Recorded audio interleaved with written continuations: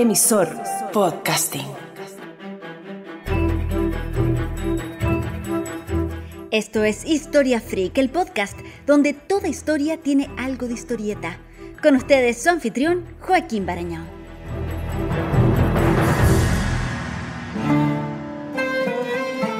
Los selyúcidas de la actual Turquía no se sentían cómodos a fines del siglo XIII. Estaban asfixiados por la presión de los cruzados desde el oeste, los árabes desde el sur y los mongoles por el este. Cuando la dinastía por fin colapsó, se libró la lucha por la primacía y en 1299 un insignificante grupo del noroeste se hizo del poder bajo la comandancia de Osman I. El nombre de aquel líder, Osman, dio origen a lo que pronto sería conocido como Imperio Otomano. De ahí en más comenzaron a devorar tierras hacia el oeste. En la década de 1430, Murad II capturó una amplia zona de los Balcanes y anexó Serbia. En 1441, el Sacro Imperio Romano Germánico y Polonia se unieron a la coalición serbio-húngara para enfrentarlos. En un punto, Murad abdicó y su hijo de 12 años asumió como Mehmed II. Tras un breve periodo de más guerra, Mehmed le pidió a su padre que retornara a sus funciones. En vista de la negativa, el mocoso se la cantó clarito. Si usted es el sultán, venga y dirija sus ejércitos. Si yo soy el sultán, por la presente le ordeno que venga y dirija mis ejércitos. Murad retornó al trono y derrotó a la coalición cristiana en la batalla de Varna. Tras la muerte del sultán en 1450, Mehmed II asumió en forma definitiva. 2 años más tarde, cuando él tenía apenas 21, se lanzó a la conquista del Premio Mayor.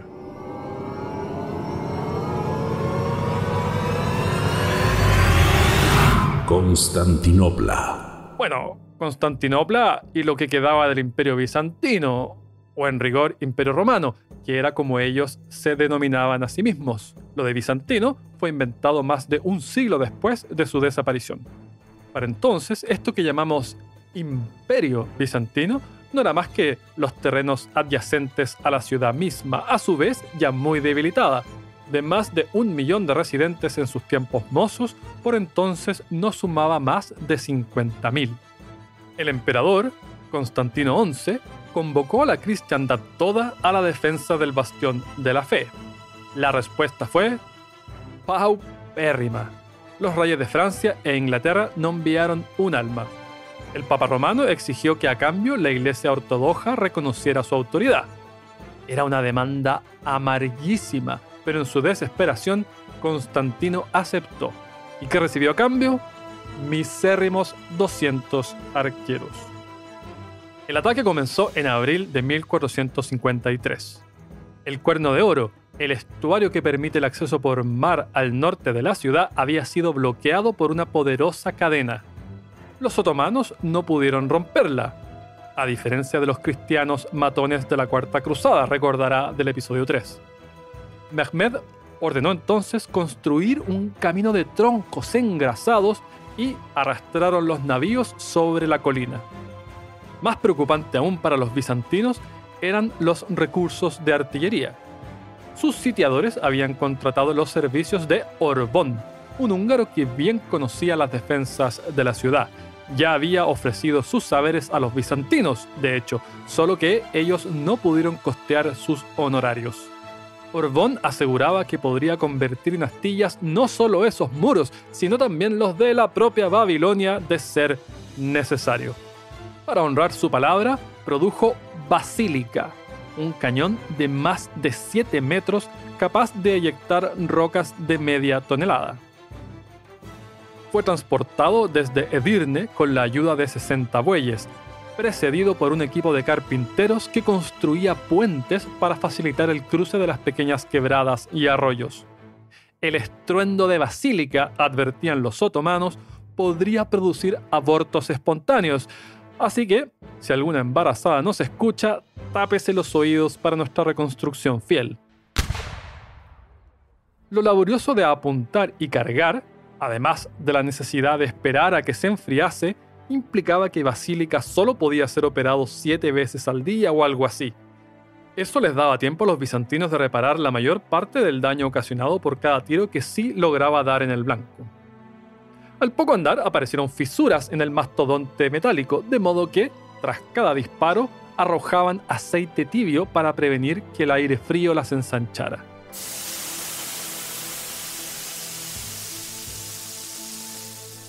Esta coreografía resultaba incompatible con la impaciencia del del jovenzuelo Mehmed. En un punto, Orbón resolvió que era tiempo de reparar las fracturas, pero el sultán ordenó continuar. Basílica se trizó y las esquirlas metálicas mataron a varios, Orbón inclusive. Pese a todo, el cañón resultó ser una eficaz arma de guerra psicológica. Además, el mismo Orbón había dirigido ya la construcción de otros cañones más pequeños y eficaces antes de perecer ante su propio metal. Los defensores hacían gala de su propia pirotecnia militar. Cuando los otomanos comenzaron a excavar túneles para infiltrar la ciudad por vía subterránea, los bizantinos los repelieron con fuego griego, una sustancia incendiaria que operaba incluso sobre el agua y que aplicaban con notable éxito en batallas navales. Su composición era guardada como celoso secreto de Estado, tanto que hasta hoy elude a investigadores contemporáneos. Historiadores latinos posteriores escribirían con desprecio que mientras el bombardeo hacía tambalear los muros milenarios, los clérigos griegos debatían asuntos impostergables para responder a los creyentes antes de sucumbir a manos de los infieles. Por ejemplo, ¿cuál es el sexo de los ángeles? La noche del 26 de mayo, la luna, símbolo de Constantinopla, fue parcialmente eclipsada en línea con una profecía sobre la desaparición de la ciudad. 4 días después, una espesa niebla lo cubrió todo, fenómeno inaudito para esa fecha. Cuando se disipó en la noche, se podían ver luces desde las paredes brillando en el campo lejano detrás del campamento turco. Los sitiados pensaron que se debía al reflejo de un incendio provocado por los atacantes, pero hoy sabemos que era una ilusión óptica, el resplandor del crepúsculo reflejado en las nubes de ceniza volcánica en lo alto de la atmósfera. Sí, ceniza volcánica, porque en alguna fisura no identificada de la corteza terrestre aconteció una erupción equivalente a 2 millones de bombas de Hiroshima. Su existencia es identificable con nitidez en anillos de árboles del oeste de Estados Unidos y en testigos de hielo de Groenlandia y la Antártica. Una semana después, tras 53 días de sitio, alguien olvidó, o decidió olvidar, echar cerrojo a la Quercoporta, una entrada secundaria a la ciudad. Un grupo de otomanos tomó control de una pequeña torre e izó la bandera del sultán. Aunque la significancia bélica era menor, fue una puñalada para la moral y determinación de los defensores. Soldados griegos regresaron a sus casas a proteger a los suyos, algunos genoveses escaparon a Gálata y los venecianos se replegaron a sus barcos. Otros se rindieron o se suicidaron saltando desde las murallas. Tal como la Roma fundada por Rómulo cayó bajo el gobierno de un Rómulo, la Constantinopla fundada por Constantino cayó bajo el gobierno de un Constantino. Lástima que terminó el festival de hoy. Constantino XI pereció ese mismo día, aunque nadie está seguro de cómo ni del paradero de su cadáver. Hay tantas versiones como cronistas escribieron de ello. 1962 años después del nacimiento de la República Romana, el imperio daba su última exhalación. En adelante, los sultanes se proclamarían legítimos herederos y por eso uno de sus títulos era Kaiser i Rum, César de Roma. Para la cristiandad olía a presagio de fin de mundo. El Papa llegó a ofrecer a Mehmed el trono de emperador a cambio de recibir unas pocas gotas del bautismo cristiano. Si hubiera que escoger un instante para demarcar el fin de la Edad Media, No hay candidato más serio que este. La caída provocó la emigración de intelectuales bizantinos a Occidente con su biblioteca de textos griegos a cuestas. Esta fuga de cerebros iba a dar bríos adicionales a aquello que se incubaba por allá. Una explosión de cambios estaba a punto de estallar en el norte de Italia. Ioannis Argyropoulos, por ejemplo, iba a ejercer como profesor de, entre otros, Pietro y Lorenzo de Medici y también de Leonardo da Vinci. Dejó de exudar sabiduría en 1487 cuando, según se rumorea, un malsano atracón de sandía le provocó la muerte. Un pequeño relicto del Imperio Bizantino que Mehmed perdonó fue el Monte Athos, un clúster de monasterios ortodoxos en la costa del Egeo. Hasta hoy goza de una peculiar semi-autonomía. Aunque legalmente es parte de la Unión Europea tal como el resto de Grecia, goza de jurisdicción especial. Esto faculta a las autoridades de ese estado monástico de 336 kilómetros cuadrados a regular la libre circulación de personas y mercancías. Lo más extraordinario de tal potestad es que solo admiten hombres y solo machos de animales domésticos. Bueno, excepto gatas, por sus aptitudes cazarratones. Mijailo Tolotos podía dar fe de esta restricción como ningún otro. Su madre murió tras su nacimiento. Fue recibido por los monjes de Monte Athos, de adulto se convirtió en uno y murió en 1932 a los 82 años sin ver una mujer en toda su vida. Una vez instalados en Constantinopla, los otomanos turquificaron el topónimo a Constantinille.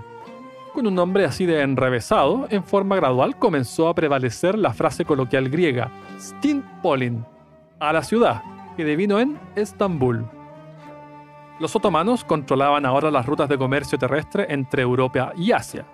Ahora, en calidad de potencia económica, se alzaron como el principal cliente de los pueblos vecinos que depredaban el este de Europa cazando seres humanos para venderlos como esclavos. Roxelana, la futura esposa de Solimán el Magnífico, había sido capturada en una redada que asaltó el reino de Polonia. Con todo, Constantinopla no sació el apetito territorial y continuaron su avance por los Balcanes. Allí, su más formidable adversario fue un hombre nacido como Vlad Draculea, coronado como Vlad III, conocido entre sus contemporáneos con el sugerente nombre de Vlad el Empalador e inmortalizado en la conciencia colectiva como Drácula, desde que inspiró el libro homónimo de Bram Stoker. ¡Soy el conde Pátula! Drácula, no Pátula. Excuse me, Count Dracula, Professor Van Helsing. Van Helsing, a most distinguished scientist whose name we know, even in the wild of Transylvania. El mote de Draculea, a su vez, proviene de la expresión hijo de dragón. Su padre, Vlad II Dracul, quien también luchó contra los otomanos, era miembro de la Orden del Dragón, una orden de caballería cristiana, así denominada por San Jorge y su legendario triunfo sobre una de estas bestias aladas. Un maestro de la guerrilla, Vlad el Empalador logró resonantes victorias sobre Mehmed II, entusiasmando con ellas a toda la cristiandad. Pero cuando 20.000 cadáveres y otomanos moribundos aparecieron atravesados por picas, muchos comenzaron a preguntarse si acaso el dominio de Mehmed no era menos malo que este sádico rey cristiano. Vlad instruía empalamientos transversales o bien longitudinales. Las víctimas de los primeros eran más afortunadas. La pica atravesaba el torso, por lo general desde atrás, y perforaba el pecho, provocando una muerte expedita. Los sufrientes del empalamiento longitudinal, por el contrario, podían permanecer horas o incluso días en indescriptible agonía. Con la ayuda de un mazo, la pica penetraba el cuerpo por ahí por donde es más fácil introducirla, que no resulta ser el mismo sitio para hombres que para mujeres, conste. A continuación, los erguían en posición vertical y el peso de la propia víctima hundía lentamente la punta en el cuerpo. Verdugos hábiles podían guiar la estaca de tal manera que siguiera la columna y esquivara los órganos vitales para prolongar la tortura. Un panfleto alemán de 1521 consignaba que Vlad asaba niños, los que luego daba de comer a sus madres, cortaba los senos de mujeres y forzaba a sus maridos a comerlos. Después de eso, los empalaba a todos. Por esos caprichos de la genealogía, Robert Pattinson, el protagonista de la saga Crepúsculo sobre vampiros, es pariente de este angelito. Everything about me invites you in. My voice, my face, even my smell. Vlad también es antepasado del príncipe Carlos, hoy dueño de una que otra parcelita en Transilvania. Genealogy shows that I'm descended from Vlad the Impaler, so I do have a bit of a stake in the country. As it were. La expansión otomana hacia el oeste aterró a las potencias cristianas. En 1518 acordaron dejar de guerrear entre sí de una vez por todas y enfrentar juntos a la afilada medialuna que trepaba por los Balcanes. Es el Tratado de Paz Universal. Fue celebrado en grande por Enrique VIII de Inglaterra, a quien ya vimos decapitando esposas, y por Francisco I de Francia, a quien ya vimos haciendo rechupete el botín de Hernán Cortés y enchulando el baño con la Mona Lisa. El parcito se abocó a 3 semanas de juerga y despilfarro cerca de Calais. Tanto fue el lujo que pasó a la historia como el campo de la tela de oro. Más de 3.000 ovejas y corderos, 800 terneros y 300 bueyes fueron sacrificados para complacer estómagos. Como parte del ánimo festivo, los 2 reyes se midieron en una competencia de lucha. Ganó Francisco. ¡Hadouken! ¡Hadouken! Los otomanos, indiferentes ante estos despliegues, establecieron su autoridad en Egipto y conquistaron parte de Persia, que por primera vez desde el vendaval que siguió a la muerte de Mahoma 8 siglos y medio atrás, era gobernado por iraníes. Nos referimos a la dinastía safávida que fundó Ismael I, una fuerza de la naturaleza que comenzó su rebelión a los 12 años, se coronó rey de reyes a los 14 y conquistó la mayor parte de Irán y Asia Central a los 23. Pero contra los otomanos, Ismail no se la pudo. Solimán el Magnífico inició su sultanato en 1520 y debutó con la captura del bastión cristiano de Belgrado. Súper estratégico, tanto que esa batalla es solo una de las 115 libradas ahí, 44 de las cuales acabaron con la ciudad arrasada. Desde Belgrado, continuó embolsándose tierras al noroeste. Resulta que Luis II de Hungría se rehusó a pagar tributo y envió la cabeza del embajador otomano a Solimán, confiado de que los estados pontificios y el Sacro Imperio Romano Germánico lo ayudarían. En lugar de eso, fue apabullado en la batalla de Mohacs. En la retirada, Luis cayó de espaldas mientras intentaba cabalgar por una escarpada quebrada y fue a parar al fondo de un arroyo.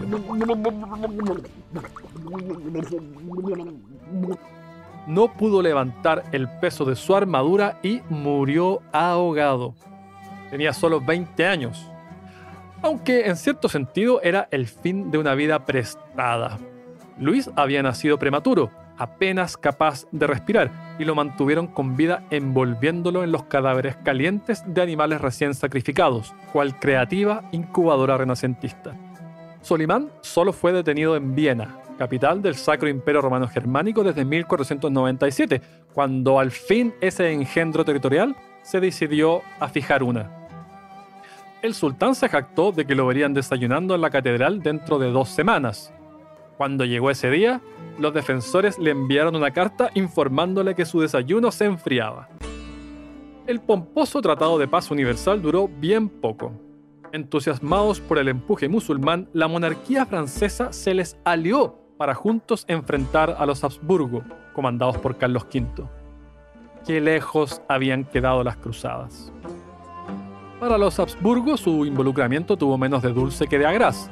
La flota otomana llegó a dominar el Mediterráneo oriental y los corsarios berberiscos, operando bajo la autoridad del sultán, ultrajaban las costas españolas e italianas y obstaculizaban el comercio. En una de esas, a Carlos V le hubiese ido mejorcito de haber seguido la estrategia de Franz Helm, uno de sus artilleros. Crea un pequeño saco como una flecha de fuego. Si quieres alcanzar a un pueblo o castillo, busca un gato de ese lugar, Ata el saco a la espalda del gato, enciéndelo, deja que brille bien y luego deja ir al gato para que corra hacia el castillo o pueblo más cercano y por miedo decida esconderse y termine en el establo. Heno o paja se encenderán. Hacia el final del periodo de Solimán, en 1566, el Imperio Otomano se extendía por 3 continentes y alardeaba de suficiente poder como para ingerir en la alta política europea. Los cristianos olfateaban su fin y avisoraban que el apocalipsis tenía forma de espada sarracena. Solimán vestía un casco veneciano similar a la tiara pontificia, pero con 4 coronas en lugar de 3, jactándose de que era más poderoso que el mismo Papa y que su mambo era tratar de conquistar al mundo. La coalición de poderes católicos del sur logró por fin derrotar a los otomanos en 1571 en Lepanto, costa de Grecia. En Occidente fue la batalla naval más grande desde la antigüedad, con el concurso de 490 navíos, y fue además el último gran enfrentamiento librado entre embarcaciones a remos. En el fondo era una contienda de infantería sobre plataformas flotantes. Miguel de Cervantes no debe haber convencido a nadie con la charlatanería esa de que la pluma es más poderosa que la espada, porque fue que en la naval, dura palestra, perdiste el movimiento de la mano izquierda para gloria de la diestra. Por eso su alias de Manco de Lepanto. Años después, sería tomado prisionero por los otomanos y transado en calidad de esclavo. Lepanto puso fin al avance islámico hacia el oeste. Circulaba el rumor de que los otomanos habían sido condenados porque transportaban una antigua momia egipcia, y su derrota reforzó la idea de que estos fiambres ocasionaban desastres marítimos. Malta y Viena también lograron aguantar el aguacero musulmán. En el siglo XVII, el Imperio Romano perseveró en su ánimo expansivo, pero se atenuó la amenaza de que fuera el epílogo de la fe de Cristo. Se convirtió en un territorio sobrecrecido y difícil de mantener. Las rutas terrestres hacia Oriente languidecieron tras la consolidación de las vías marítimas descubiertas por los portugueses que vimos en los episodios 31 y 32. Una actitud cada vez más represiva hacia las nuevas ideas tampoco ayudó a competir con el espíritu crecientemente innovador y emprendedor de los europeos. Por último, las extravagancias de su sistema político terminaron por sepultar al que bien pudo ser el sepulturero de la cristiandad. Sobre esto último, algunas ideas. Mehmed II, el verdugo de Constantinopla, había promulgado allá por el siglo XV la ley fratricida. Quien asumiera el mando tras la muerte del sultán podía estrangular legalmente a sus hermanos con un pañuelo de seda, así como a cualquier tío o primo inconveniente. Mehmed III inauguró su reinado en 1595, encargando a sus sordomudos acabar de esta manera con la vida de 19 de sus hermanos, algunos aún lactantes, de manera de evitar posibles golpes de estado. Y los verdugos no se caracterizaban por su compasión, sino, pregúntele al sultán adolescente Osman II, quien, en mayo de 1622, sufrió una dolorosa muerte mediante compresión de los testículos. Imagine lo terrible que puede ser eso.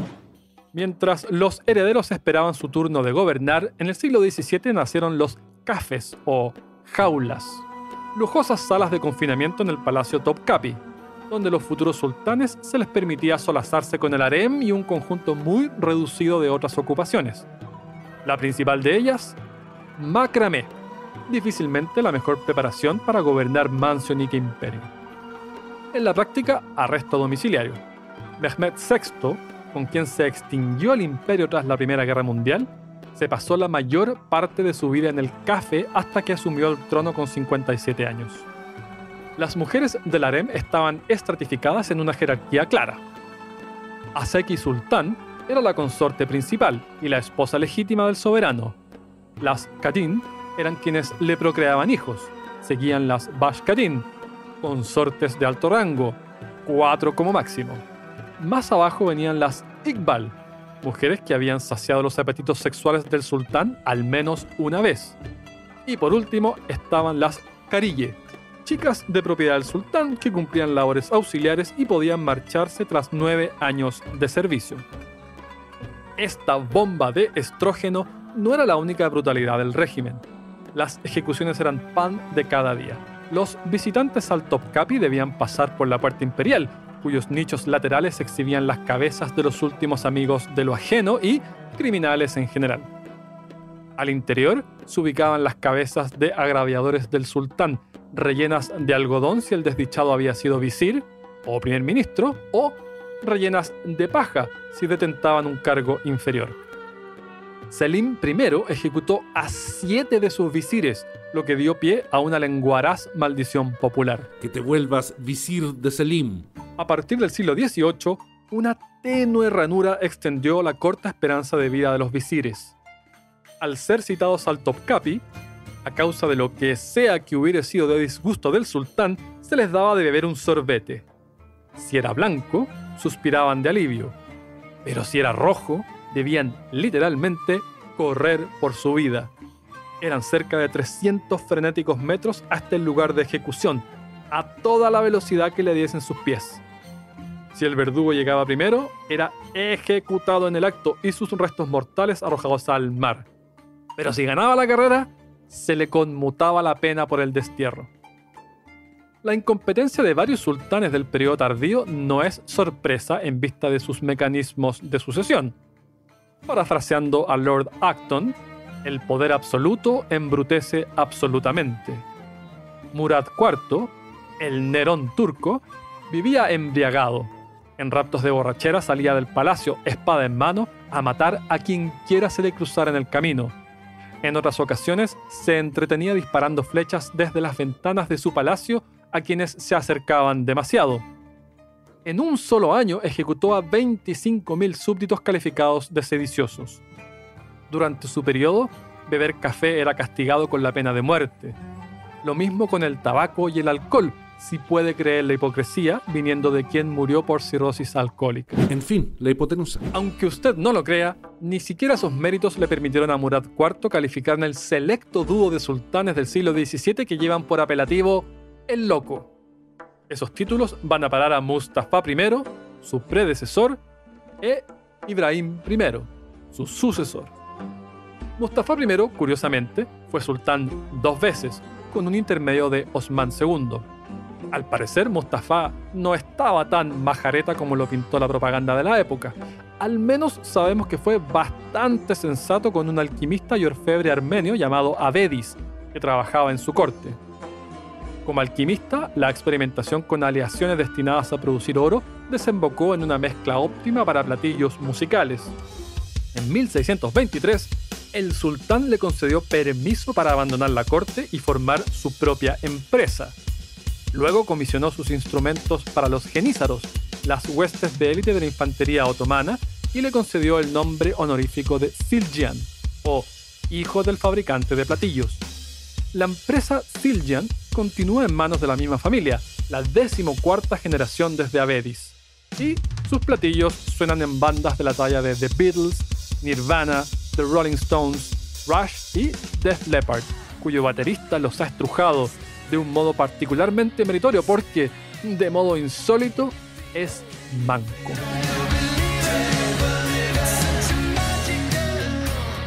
Ibrahim I, en cambio, tiene bien ganada la fama de orate. Ordenó ahogar a las 280 mujeres del harem para disfrutar del placer de seleccionar a sus reemplazantes. Demetrio Cantemir, historiador y príncipe de Moldavia exiliado en Estambul, cuenta que el sultán ordenó encontrar a la mujer más corpulenta de sus dominios. Admiró los genitales de una enorme vaca, mandó a fabricar un molde y envió réplicas a lo largo del imperio con el objetivo de encontrar una mujer que calzara con aquellos. La indicada fue hallada en Armenia. Pesaba 140 kilos o, para citar la unidad otomana, 18,7 batman. Ibrahim la llamó Sekerpare Atun, cubo de azúcar. Se transformó en su concubina favorita y alcanzó considerable influencia en asuntos políticos. Difícilmente se iba a perpetuar un imperio con gobernantes como esos.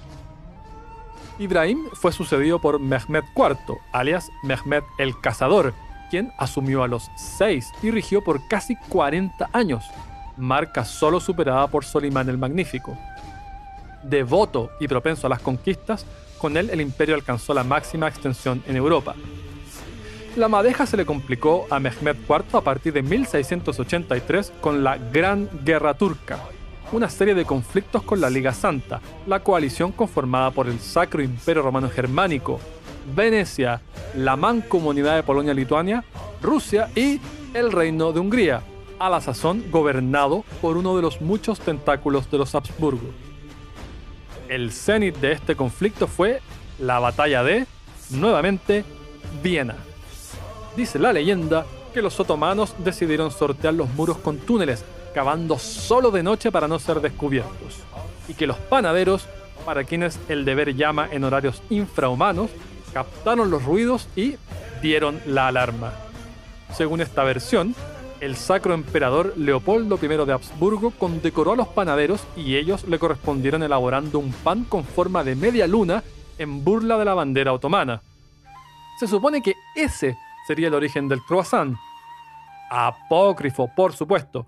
No hay fuentes contemporáneas que lo registren y el mismo cuento ha sido atribuido a varios otros episodios, como el sitio que 3 años después sufrió Buda, la sección occidental de Budapest. Pese a la tergiversación, el croissant adquirió mala fama en ciertas facciones del mundo musulmán y, en 2013, los rebeldes sirios en control de Alepo emitieron una fatwa que prohibió su consumo. Lo que sí es cierto es que, tras 2 meses de sitio otomano, la Liga Santa impuso sus términos en Viena. Fue el punto de inflexión. De ahí en más, primaría el retroceso y la Gran Guerra Turca remató en una derrota decisiva para el Imperio Otomano. Por primera vez, perdió trozos grandes de su paraíso islámico en la Mancomunidad de Polonia-Lituania y en los Balcanes. La amenaza otomana dejaría de ceñirse sobre el mundo cristiano y comenzaría un lento declive. Tan lento que cuando por fin se extinguió, Nintendo tenía ya 32 años de existencia.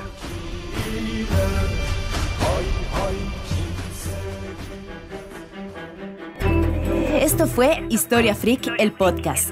Escucha este y todos los otros episodios en emisorpodcasting.com.